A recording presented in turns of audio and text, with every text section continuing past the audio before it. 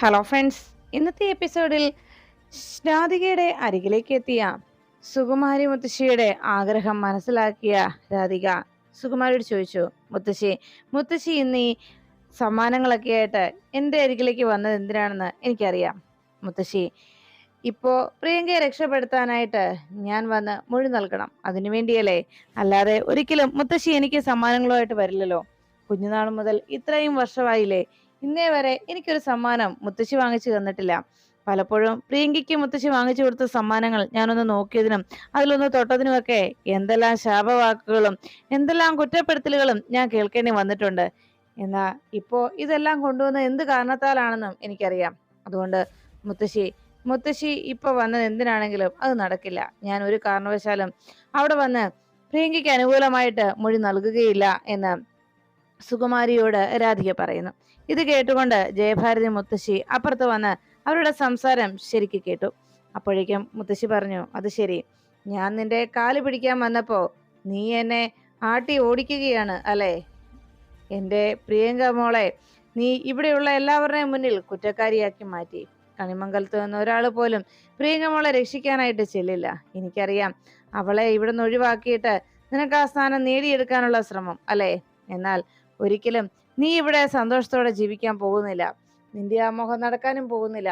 എന്താ ചെയ്യേണ്ടതെന്ന് എനിക്കറിയാം. ഞാൻ ഇപ്പോ പോകുന്നു. പക്ഷേ നിന്റെ ഈ ആഗ്രഹങ്ങളൊന്നും ഒരു കാലത്തും നടപ്പിലാകാൻ പോകുന്നില്ല എന്ന് മുത്തശ്ശി വെല്ലുവിളിച്ചിട്ട് രാധികയുടെ അരികിൽ നിന്ന് സമ്മാനങ്ങളും വാങ്ങി അവിടെ നിന്ന് തിരികെ പോകുന്നു.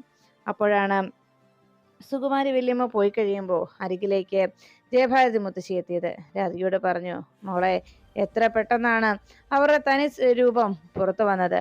അവര് വന്നതിന്റെ പിന്നിലെ ഉദ്ദേശം കൃത്യമായി എല്ലാവർക്കും മനസ്സിലായതായിരുന്നു. എന്തായാലും അവരെ മോള് പറഞ്ഞയച്ചല്ലോ, നന്നായി.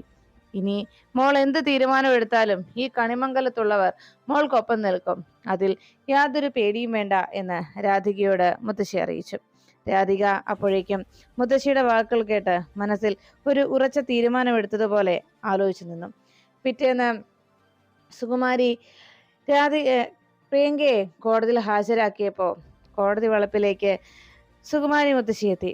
അവിടെ വന്ന് വളരെ പ്രതീക്ഷയോടെ തൻ്റെ പ്രിയങ്ക മോളെ രക്ഷിക്കാനാകുമോ എന്ന ആശങ്കയിലും എന്നാൽ ഏത് വിധേനയും അവളെ രക്ഷിച്ചേ തീരൂ എന്ന തീരുമാനത്തിലും മുത്തശ്ശി അവിടെ വന്ന് നിൽക്കുമ്പോൾ അവിടെ നിൽക്കുന്ന വരുണിനെ മുത്തശ്ശി കണ്ടു. വേഗം തന്നെ വരുണിന്റെ അരികിലേക്ക് ഓടിയെത്തി. മോനെ, മോനെ വരുണെ എന്ന് വന്ന് മുത്തശ്ശി വിളിച്ചതും ഉടനെ വരുൺ മുത്തശ്ശിയെ നോക്കിയിട്ട് ചിരിച്ചു. അപ്പോഴേക്കും മുത്തശ്ശി പറഞ്ഞു, അതെ, പ്രിയങ്ക മോളെ ഇന്ന് ശിക്ഷിക്കാതിരിക്കാനായിട്ട് എന്തെങ്കിലും ചെയ്യാനാകുമോ? മോള് ഒരു തെറ്റും ചെയ്തിട്ടില്ല.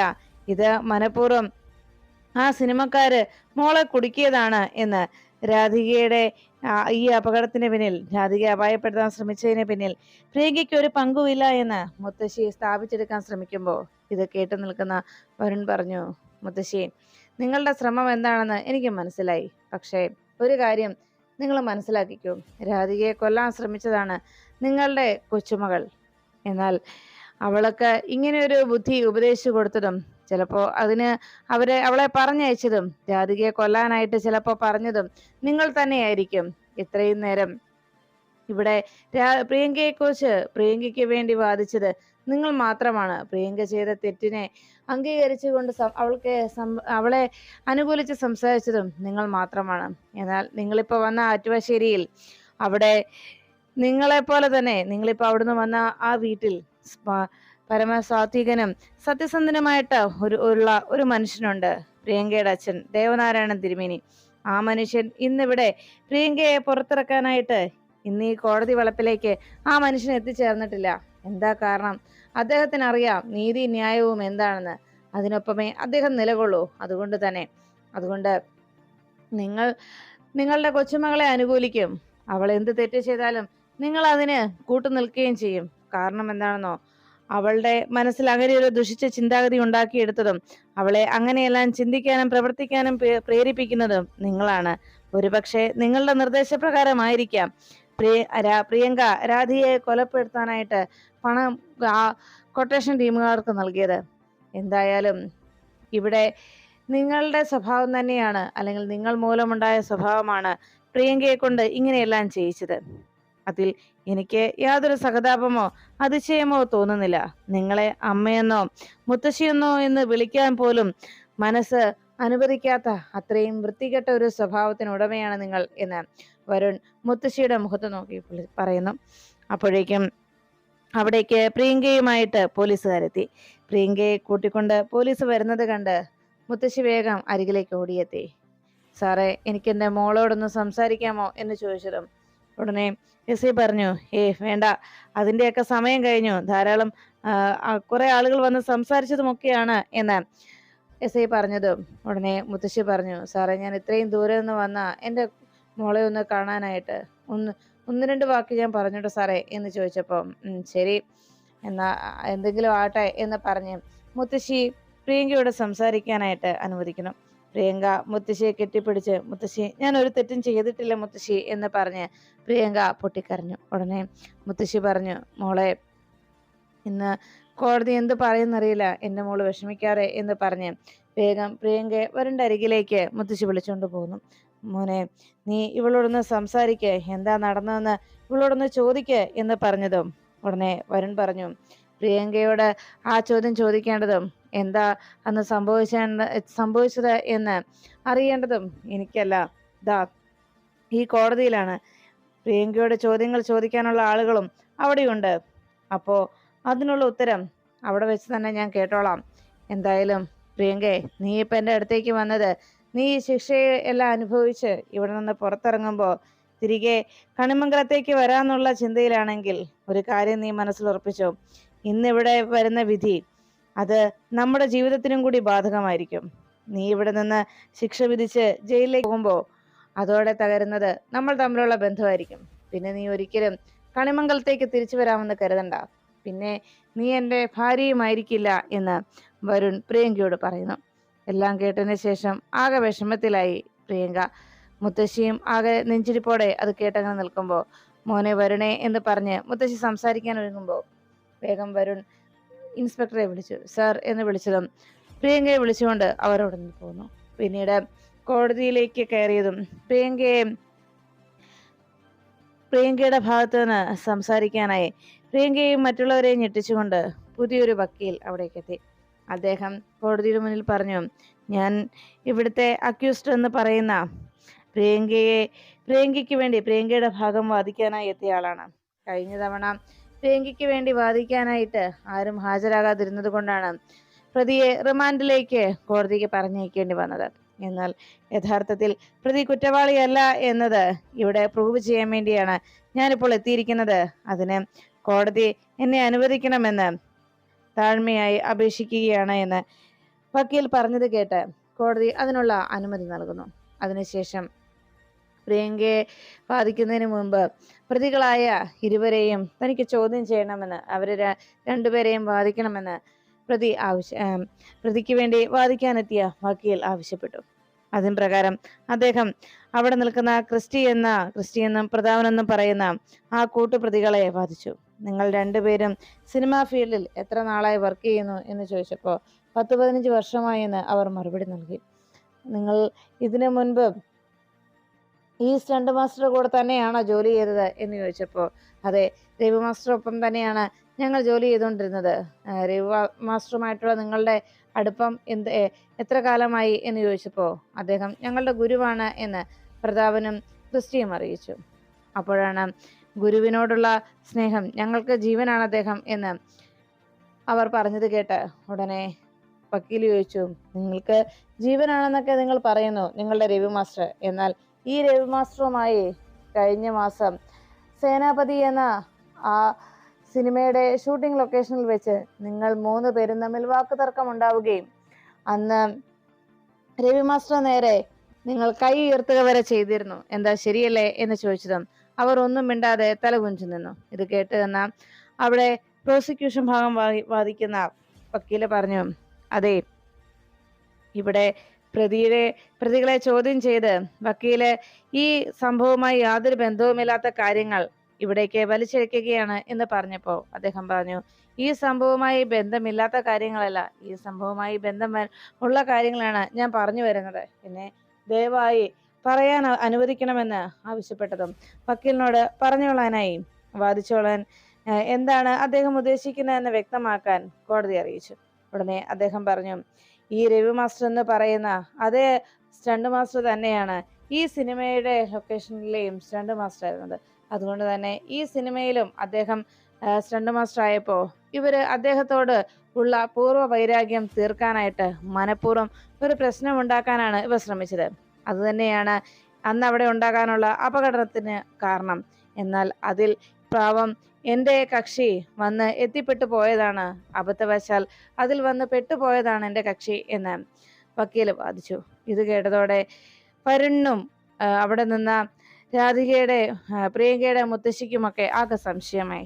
യഥാർത്ഥ സത്യം അതല്ല എന്നറിയാവുന്നത് കൊണ്ട് അവരെല്ലാവരും സംശയത്തോടെ നിൽക്കുമ്പോൾ വക്കീൽ പറഞ്ഞു, അത് ഇവര് മനഃപൂർവ്വം ആ ഒരു അവസരം മുതലാക്കി. കാരണം പ്രിയങ്ക ഒരു സാമ്പത്തികമായി ഒരു ഉയർന്ന ഫാമിലിയിൽ നിന്ന് വന്ന വ്യക്തി ആയതുകൊണ്ട് തന്നെ പ്രിയങ്ക തീർച്ചയായും ഈ കേസിൽ നിന്ന് രക്ഷപ്പെടും. അതോടൊപ്പം അവർക്കും രക്ഷപ്പെടാമെന്നായിരുന്നു അവർ കരുതിയിരുന്നത്. അതുകൊണ്ട് തന്നെയാണ് അവർ ഇങ്ങനെയൊരു നീക്കം നടത്തിയത്. അന്ന് പ്രിയങ്ക അവർക്ക് പണം കൊടുത്തത് മുൻ പരിചയം വെച്ച് ഇവര് ചോദിച്ചതിന് ഒരു ധനസഹായം, ഇവര് ചോദിച്ചതിന് ഒരു സഹായം, അത്ര മാത്രമാണ് അന്ന് പ്രിയങ്ക ചെയ്തത്. എന്നാൽ അത് മറ്റാരോ ആ വിഷ്വൽസ് പകർത്തിയെടുത്ത് അത് പ്രിയങ്കയ്ക്കെതിരെയുള്ള തെളിവാക്കി മാറ്റുകയും പ്രിയങ്കയെ കൊടുക്കാനായിട്ട് മനഃപൂർവ്വം അങ്ങനെ ഒരു വീഡിയോ അത് പ്രിയങ്കയ്ക്കെതിരെയുള്ള തെളിവാക്കി ഉപയോഗപ്പെടുത്തുകയുമാണ് ചെയ്തത് എന്ന് വക്കീല് പറഞ്ഞു. ഇതെല്ലാം കേട്ടതോടെ പ്രോസിക്യൂഷൻ പറഞ്ഞു, ഇതൊക്കെ വക്കീല് മനഃപൂർവ്വം ഇവിടെ പറയുന്ന കാര്യങ്ങളാണ്. ആ ദൃശ്യം വ്യക്തമായി കോടതി കണ്ടതാണല്ലോ. അതിലുള്ള നടന്ന സംഭവങ്ങൾ കൃത്യമായി കോടതിക്ക് കാണാൻ കഴിഞ്ഞതാണ്. അപ്പോൾ പിന്നെ ഇതിന്റെ വിശ്വാസ്യതയെ ചോദ്യം ചെയ്യേണ്ട ആവശ്യമൊന്നും ഈ വക്കീലിനില്ലല്ലോ എന്ന് പറഞ്ഞതും ഉടനെ പ്രിയങ്കയ്ക്ക് വേണ്ടി വാദിക്കാൻ വന്ന വക്കീല് പറഞ്ഞു, ഞാൻ പറഞ്ഞത് ഇത് കെട്ടിച്ചമച്ചുണ്ടാക്കിയ കഥകളൊന്നുമല്ല, നടന്ന സംഭവങ്ങൾ തന്നെയാണ്. പിന്നെ രാധിക എന്ന് പറയുന്ന പ്രിയങ്കയുടെ ചേച്ചി എന്ന് പറയുന്ന അന്ന് ആ ലൊക്കേഷനിലെ ആ സിനിമയിലെ നായികയായിരുന്ന ആ പെൺകുട്ടി ഈ ഒരു കാര്യത്തിൽ മൊഴി നൽകാൻ കൂടി തയ്യാറായാലോ? ശരിക്കും പ്രിയങ്ക അന്ന് പണം കൊടുക്കുമെന്ന് പറഞ്ഞത് അവർക്കുള്ള ധനസഹായമായിരുന്നു എന്ന കാര്യം പ്രിയങ്കയിൽ നിന്ന് തന്നെ നമുക്ക് ചോദിച്ചറിയാമല്ലോ. പ്രിയങ്കയെ കൂടി വാദിക്കാൻ കോടതി അനുവദിക്കണമെന്ന് വക്കീൽ ആവശ്യപ്പെട്ടതും അപ്പോഴേക്കും പ്രോസിക്യൂഷൻ പറഞ്ഞു, വേണ്ട, പ്രതി ഈ കേസ് വളച്ചൊടിക്കാൻ ശ്രമിക്കുമെന്ന് പറഞ്ഞപ്പോൾ ഉടനെ വക്കീല് പറഞ്ഞു, ഞാൻ കൂടുതൽ ചോദ്യങ്ങളൊന്നും ചോദിക്കുകയില്ല. ഇപ്പോൾ ഇവിടെ കോടതിയിൽ പ്രതി വ്യക്തമാക്കിയ കാര്യങ്ങൾ മാത്രമേ ഞാൻ ചോദിക്കുകയുള്ളൂ എന്ന് വക്കീല് ഓർമ്മപ്പെടുത്തി. ഉടനെ തന്നെ എന്താണ് ചോദിക്കാനുള്ളത് അത് ചോദിച്ചോളാനായി ക്രോസ് ചെയ്തോളാനായിട്ട് പ്രതിയോട് ചോദിച്ചോളാനായിട്ട് കോടതി അനുമതി കൊടുത്തതും ഉടനെ വക്കീൽ പ്രിയങ്കയോട് ചോദിച്ചു, അന്ന് നിങ്ങൾ പണം കൊടുത്തത് ഇവർക്ക് രണ്ടുപേർക്കും അവരാവശ്യപ്പെട്ടത് പ്രകാരം അവർക്കൊരു ധനസഹായം എന്നോണോ അല്ലേ പണം കൊടുത്തത്? എന്താ ശരിയല്ലേ എന്ന് ചോദിച്ചപ്പോൾ പ്രിയങ്ക പറഞ്ഞു, അതെ, അവർക്ക് അവരോട് മുൻപരിചയമുള്ളത് കൊണ്ട് അവര് എന്നോട് പണം ആവശ്യപ്പെട്ടിരുന്നു. അവർക്ക് എന്തോ അത്യാവശ്യമാണെന്ന് പറഞ്ഞപ്പോൾ ഞാൻ അവർക്ക് പണം കൊടുക്കാൻ പോയതാണ്. അത്ര മാത്രമാണ് അവിടെ സംഭവിച്ചത്. അല്ലാതെ മറ്റൊന്നും ഞാൻ ചെയ്തിട്ടില്ല. എൻ്റെ ചേച്ചിയെ അപായപ്പെടുത്താൻ ഞാൻ ശ്രമിച്ചിട്ടില്ല എന്ന് പ്രിയങ്ക പറഞ്ഞു. അത് കേട്ടതും ശരി തന്നെയാണല്ലോ, അന്ന് ആ ലൊക്കേഷനിൽ വെച്ച് നടന്ന വീഡിയോ അത് പോലീസിന്റെ കയ്യിലെത്തിയെന്ന് പറഞ്ഞ് പോലീസ് അതൊരു തെളിവാക്കിയാണ് പ്രിയങ്കയ്ക്കെതിരെ കൊണ്ടുവന്നത്. എന്നാൽ പ്രിയങ്കയെ പ്രതിയാക്കിക്കൊണ്ട് അവർ കൊണ്ടുവന്ന ആ തെളിവ് അത് അവർക്ക് എവിടെ നിന്ന് കിട്ടി എന്ന കാര്യം, അതിന്റെ ഉറവിടം ഇപ്പോഴും അവർ വ്യക്തമാക്കുന്നില്ല. യഥാർത്ഥത്തിൽ ആ വീഡിയോ അവർക്ക് അയച്ചു കൊടുത്ത വ്യക്തികൾ ശരിക്കും സതുദ്ദേശത്തോടു കൂടി തന്നെയായിരുന്നു എന്നതാണ് നമ്മൾ ഇവിടെ ലക്ഷ്യമാക്കേണ്ടത്. കാരണം അന്നവർ ചെയ്തത് ശരിക്കും പ്രിയങ്കയെ കൊടുക്കാനായിട്ട് മനഃപൂർവ്വം പ്രിയങ്കയ്ക്കെതിരെ ഒരു തെളിവുണ്ടാക്കാനാണെന്ന് ശ്രമിച്ച് എന്നത് വേണം നമുക്ക് കരുതാൻ. അന്ന് പ്രിയങ്ക ആരെങ്കിലും അവിടെ വീഡിയോ എടുക്കുന്നതായിട്ട് കണ്ടിരുന്നോ? പ്രിയങ്ക ഈ പണം കൊടുക്കുന്ന സമയത്ത് ചുറ്റുപാട് ആരെങ്കിലും നിൽക്കുന്നതായിട്ടോ ആരെങ്കിലും വീഡിയോ എടുക്കുന്നതായിട്ടോ പ്രിയങ്ക കണ്ടിരുന്നോ എന്ന് ചോദിച്ചതും പ്രിയങ്ക പറഞ്ഞു, ഇല്ല, ഞാനന്ന് അതൊന്നും ശ്രദ്ധിച്ചിരുന്നില്ല എന്നറിയിച്ചു. അപ്പോഴേക്കും ഉടനെ പ്രോസിക്യൂഷൻ വക്കീല് പറഞ്ഞു, അതെ, പ്രതി ഇപ്പോഴും അതുതന്നെയാണ് ആവർത്തിക്കുന്നത്. അന്ന് ആ വീഡിയോ എടുത്ത വ്യക്തി ശരിക്കും ഈ കേസിന് അനുകൂലമായിട്ടുള്ള ഈ കേസ് തെളിയിക്കുന്നതിന് വേണ്ടി ഒരു സഹായമാണ് ചെയ്ത് ഒരു നല്ല ഉദ്ദേശത്തോടു കൂടി ആ വീഡിയോ അവർ പകർത്തിയെടുത്തു. അത് പോലീസിന് അയച്ചു കൊടുത്തു. അങ്ങനെ ഒരു നന്മ കാണിച്ച ആ വ്യക്തിയെ നമ്മൾ അത് അവരുടെ നന്മയായിട്ട് വേണ്ടേ കരുതാൻ. അല്ലാതെ കേസിനെ വഴിതെറ്റിക്കാൻ ശ്രമിച്ചു എന്ന് ആരോപിക്കുന്നത് ശരിയല്ല എന്ന് പറയുമ്പോൾ ഉടനെ വക്കീല് പറഞ്ഞു, എൻ്റെ പ്രോസിക്യൂഷൻ ഭാഗം വാദിക്കുന്ന എൻ്റെ സുഹൃത്ത് ഇപ്പോഴും കഥയറിയാതെ ആട്ടമാടുകയാണ്. ശരിക്കും അന്ന് അവിടെ നടന്നത് യഥാർത്ഥത്തിൽ എന്താണെന്ന് ഇപ്പോ പ്രിയങ്ക ഇവിടെ പറയുക തന്നെ ചെയ്തു. എൻ്റെ കക്ഷി പറഞ്ഞതുപോലെ തന്നെ അത് സത്യമായിരുന്നോ എന്ന് തെളിയിക്കാനായിട്ട് ഇവിടെ ഈ കുട്ടി അന്ന് പണം കൊടുക്കുന്ന വിവരം ആർക്കെങ്കിലും ആ ലൊക്കേഷനിലുണ്ടായിരുന്ന മറ്റാർക്കെങ്കിലും അറിയാമായിരുന്നോ എന്ന് ചോദിച്ചു. ഉടനെ പ്രിയങ്ക പറഞ്ഞു, അറിയാമായിരുന്നു. അതൊരാൾക്ക് അറിയാമായിരുന്നു എന്ന് പറഞ്ഞു. ആരായിരുന്നു എന്ന് ചോദിച്ചതും എൻ്റെ ചേച്ചി രാധികയ്ക്ക് എന്നറിയാമായിരുന്നു എന്ന് പറഞ്ഞു. അത് കേട്ടതോടെ പ്രോസിക്യൂഷൻ പറഞ്ഞു, ഒരിക്കലുമില്ല, എന്തൊക്കെയാ ഈ പറയുന്നത്, അങ്ങനെ ഒരിക്കലും സംഭവിക്കില്ല എന്ന് പറഞ്ഞതും അന്ന് അതുപോലെ ഒരു സ്റ്റണ്ട് സീൻ, അത്രയും ക്രൂഷ്യൽ ആയിട്ടുള്ള ഒരു ഇമ്പോർട്ടൻ്റ് ആയിട്ടുള്ള ഒരു സീൻ അവിടെ നടക്കുമ്പോൾ അതിന്റെ ടെൻഷൻ നിൽക്കുന്ന ആ പെൺകുട്ടി ഇതെങ്ങനെ അറിയാനാണ് എന്ന് ചോദിച്ചപ്പോൾ ഉടനെ വക്കീല് പറഞ്ഞു, എന്നാൽ ഈ തെളിവ് നൽകാനായിട്ട് ആ പെൺകുട്ടി സ്വയം ഇവിടെ വന്ന് ആ മൊഴി നൽകിയാലോ, അപ്പോഴെങ്ങനെയായിരിക്കും എന്ന് പ്രോസിക്യൂഷനോട് ചോദിച്ചതും വക്കീലിന്റെ ചോദ്യം കേട്ട് പ്രോസിക്യൂഷൻ ഭാഗം വാദിക്കുന്ന വക്കീലിന് ആകെ സംശയമായി. എല്ലാവരും ആശ്ചര്യത്തോടെ നോക്കുമ്പോൾ രാധിക മുന്നോട്ട് വന്നോളൂ എന്ന് വക്കീല് വിളിച്ചു. അപ്പോഴേക്കും രാധിക മുന്നിലേക്ക് എത്തി. രാധിക അവിടേക്ക് വരുന്നത് കണ്ട് വരുണുമാകെ അതിശയമായി. വരുൺ ആശ്ചര്യത്തോടെ നോക്കി. അപ്പോഴേക്കും മുത്തശ്ശിയും പ്രിയങ്കയും ഒക്കെ ശരിക്കും രാധിക അവിടെ ഇങ്ങനെ ഒരു മൊഴി നൽകാനായി എത്തുമെന്ന് ഒട്ടും പ്രതീക്ഷിക്കാതെ സംശയത്തോടെ അവരെല്ലാരും നോക്കി നിൽക്കുമ്പോൾ രാധിക അവിടെ കോടതി വളപ്പിലേക്ക് കയറിയെത്തി. ആ ബോക്സിൽ ആ സാക്ഷി പറയാനായി അകത്തേക്ക് കയറി വന്ന രാധികയെ കണ്ട് എല്ലാവരും ആശ്ചര്യപ്പെട്ടു നിന്നു. എന്നാൽ മുത്തശ്ശി വന്ന് കാല് വീണ് അപേക്ഷിക്കുന്നത് പോലെ ആവശ്യപ്പെട്ടിട്ടും രാധിക അതിന് വഴങ്ങാതെ കടുംപിടുത്തമായി താൻ വരില്ല എന്ന് പറഞ്ഞതിന് ശേഷം രാധിക തന്നെ സഹായിക്കണമെന്ന് പറഞ്ഞ് പ്രിയങ്കയെ രക്ഷിക്കാനായിട്ട് തൻ്റെ കൂടെ നിൽക്കണമെന്ന് പറഞ്ഞ് ഫിദ മാമിന്റെ അരികിലേക്ക് ചെല്ലുന്നു. ഫിദ മാമിനോട് രാധിക പറഞ്ഞു, പ്രിയങ്കയെ രക്ഷിക്കാനായിട്ട് മേഡം എന്നെ സഹായിക്കണം. അപ്പോഴേക്കും രാധികയോട് ശ്യാമ ചോദിച്ചു, മോളെ, നിന്നെ അപായപ്പെടുത്താൻ ശ്രമിച്ചതല്ലേ, അതിനുള്ള ശിക്ഷ അവൾ അനുഭവിക്കണം എന്ന് പറഞ്ഞപ്പോൾ രാധിക പറഞ്ഞു, അതല്ല മേഡം, എൻ്റെ അച്ഛൻ പോലും അവൾക്ക് ആ ശിക്ഷ കിട്ടണമെന്ന് തന്നെയാണ് അച്ഛൻ പറയുന്നത്. അവളെ രക്ഷിക്കാനായി വക്കീലിനെ പോലും ഏർപ്പാട് ചെയ്യാൻ അച്ഛൻ തയ്യാറായിട്ടില്ല. അച്ഛൻ അവളെ പുറത്തിറക്കാനായി കോടതിയിലേക്ക് പോലും എത്തിയില്ല.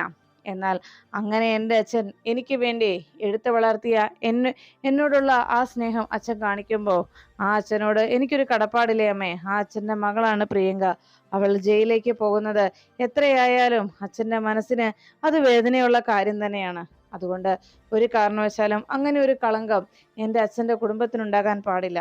എങ്ങനെയെങ്കിലും അവളെ രക്ഷിക്കണം. ഒരു നല്ലൊരു വക്കീലിനെ വെക്കാൻ പോലും ആരും തയ്യാറല്ല.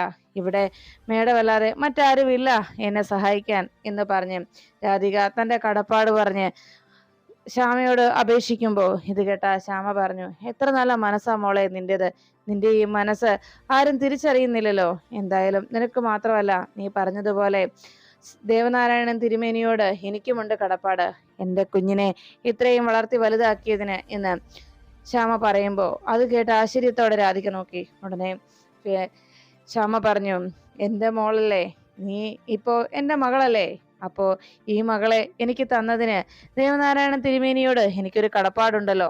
എൻ്റെ മോൾ എന്താഗ്രഹിക്കണോ അത് നടത്തണം. അതാണ് എൻ്റെ ആവശ്യം. അതാണ് ഞാൻ ആഗ്രഹിക്കുന്നത്. എൻ്റെ മോള് എന്താഗ്രഹിച്ചാലും അത് നേടിത്തരിക, അതാണ് എൻ്റെ സന്തോഷം. അതുകൊണ്ട് എൻ്റെ മോള് വിഷമിക്കണ്ട. ഇതിന് നല്ലൊരു വക്കീലിനെ തന്നെ പ്രിയങ്കയ്ക്ക് വേണ്ടി ഞാൻ ഏർപ്പാട് ചെയ്തോളാം. പിന്നെ മോളുടെ മൊഴി കൂടിയാകുമ്പോൾ പ്രിയങ്ക അങ്ങനെ ഒരു തെറ്റ് ചെയ്തിട്ടില്ലെന്നും അങ്ങനെ ചെയ്യില്ലെന്നും മോള് കൂടി മൊഴി നൽകുമ്പോൾ അതോടെ എല്ലാ പ്രശ്നത്തിനും പരിഹാരമാവും. കോടതിക്ക് പ്രിയങ്കയെ വെറുതെ വിടാതിരിക്കാൻ നിവൃത്തിയില്ലെന്നാകും എന്ന് പറഞ്ഞു. അങ്ങനെ ഫിദ മാമിന്റെ സഹായത്തോടു കൂടി അവിടെ വക്കീലിനെ ഏർപ്പാട് ചെയ്ത് പ്രിയങ്കയെ പുറത്തിറക്കാനായിട്ട് രാധിക തന്നെ മുൻകൈ എടുത്തതുകൊണ്ട് രാധിക വക്കീല് പറഞ്ഞതിന് പ്രകാരം അവിടെ മൊഴി നൽകാനായി എത്തി. കോടതിയിലേക്ക് വന്ന രാധിക പറഞ്ഞു, എൻ്റെ അനുജത്തി ഒരിക്കലും എന്നെ അപായപ്പെടുത്താനായി ശ്രമിക്കില്ല. അവളിവിടെ പറഞ്ഞ കാര്യങ്ങളൊക്കെ സത്യമാണ്. ഇവർക്ക് രണ്ടുപേർക്കും ധനസഹായമാണ് എൻ്റെ അനുജത്തി ചെയ്തത്. ഇവർക്ക് പണം കൊടുക്കുന്ന കാര്യം അവൾ എന്നോട് പറഞ്ഞിരുന്നു. അതിനു വേണ്ടിയാണ് അവർക്ക് പണം നൽകിയത്. ഒരിക്കലും ഇവളെന്നെ അപായപ്പെടുത്തില്ല എന്ന് രാധിക കോടതിയിലെത്തി മൊഴി നൽകുന്നു. അത് കേട്ടതും കോടതി ചോദിച്ചു, അപ്പോ അങ്ങനെയാണെങ്കിൽ കുട്ടി കഴിഞ്ഞ തവണ എന്തുകൊണ്ട് കോടതി കൂടിയപ്പോ ഇവിടെ വന്ന് ഈ മൊഴി നൽകിയില്ല എന്ന് ചോദിച്ചപ്പോൾ രാധിക പറഞ്ഞു, അന്ന് വീഴ്ചയുടെ ആഘാതത്തിൽ ഞാൻ കിടപ്പിലായിരുന്നു. പിന്നീട് പ്രിയങ്കയെ റിമാൻഡ് ചെയ്തു എന്നറിഞ്ഞപ്പോഴാണ് കേസിന്റെ ഗൗരവം എനിക്ക് മനസ്സിലായത്. അതുകൊണ്ടാണ് ഞാൻ ഇന്ന് നേരിട്ട് വന്ന് മൊഴി നൽകാമെന്ന് തീരുമാനിച്ചതെന്ന് രാധിക പറഞ്ഞു. ദയവായി എൻ്റെ അനുജത്തിയെ വെറുതെ വിടണമെന്നും അവൾ ഒരിക്കലും ഇങ്ങനെ ഒരു തെറ്റ് ചെയ്യില്ലെന്നും അവൾക്ക് അങ്ങനെ ചെയ്യാനാവില്ലെന്നും അവൾ എന്നെ അപായപ്പെടുത്താനല്ല പണം നൽകിയത് എന്നും രാധിക കോടതിയിൽ മൊഴി നൽകുന്നു. അത് കേട്ടതോടെ വരുൺ ആകെ നിരാശയിലായി. അപ്പോഴേക്കും പ്രിയങ്കയെ രക്ഷപ്പെടുത്താനായി രാധിക അങ്ങനെ ഒരു മൊഴി നൽകാൻ വന്നതിന്റെ സന്തോഷമായിരുന്നു സുകുമാരിയുടെ മുഖത്ത്. ഇതിനിടയിൽ രാധിക പ്രിയങ്കയ്ക്ക് അനുകൂലമായ മൊഴി നൽകുമ്പോഴും പ്രിയങ്ക തന്നെ അപായപ്പെടുത്താൻ ശ്രമിച്ചു എന്നത് സത്യമാണ് എന്നുള്ള കാര്യം മനസ്സിൽ അറിയാവുന്നത് കൊണ്ട് രാധിക വേദനയോടെ പ്രിയങ്കയെ നോക്കുന്നു. പ്രിയങ്ക താൻ രക്ഷപ്പെടാൻ പോകുന്നു എന്നറിഞ്ഞ് ആ സന്തോഷത്തിൽ പുഞ്ചിരിയോടെ പ്രിയങ്ക നിൽക്കുമ്പോൾ വക്കീൽ മുന്നിലേക്ക് വന്ന് രാധിക വെളിപ്പെടുത്തിയ ആ തെളിവുകൾ കോടതിയെ കൂടുതൽ ബോധ്യപ്പെടുത്തുന്നു. ഇതിൽ നിന്ന് കോടതിക്ക് എല്ലാ സത്യങ്ങളും ബോധ്യമായല്ലോ. രാധികയെ അപായപ്പെടുത്താനായി മനഃപൂർവ്വം ഇവർ ശ്രമിച്ചതല്ല എന്നും അവരുടെ ആ കെണിയിലേക്ക് എൻ്റെ കക്ഷി വന്ന് എത്തുകയാണ് ചെയ്തതെന്നും അതുകൊണ്ട് എൻ്റെ കക്ഷിയുടെ ഭാഗത്ത് നിന്ന് ഒരു തെറ്റ് സംഭവിച്ചിട്ടില്ല എന്നും എൻ്റെ കക്ഷി നിരപരാധിയാണ് എന്നും പറഞ്ഞ് പ്രിയങ്കയെ വെറുതെ വിടണമെന്ന് വക്കീല് കോടതിയോട് അപേക്ഷിക്കുന്നു.